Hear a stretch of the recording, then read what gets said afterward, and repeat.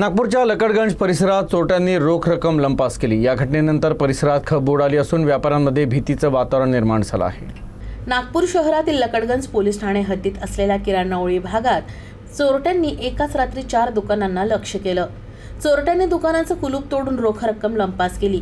मिळालेल्या माहितीनुसार 6 एप्रिलच्या रात्री धीरज किशनलाल पुरे यांनी नवदुर्गा नावाचं त्यांचं दुकान बंद करून ते घरी गेले। मात्र दुसऱ्या दिवशी सकाळी शेजारील व्यापाऱ्यांनी दुकानाचं कुलूप तुटलेलं पाहून त्यांना माहिती दिली। घटनास्थळी पोहोचल्यावर दुकानातील रोख रक्कम चोरीला गेल्याचं आढळलं। चोरट्यांनी यासोबत श्रीकांत लिटुया यांच्या दुकानाचंही कुलूप तोडून तिथून रोख रक्कम चोरली।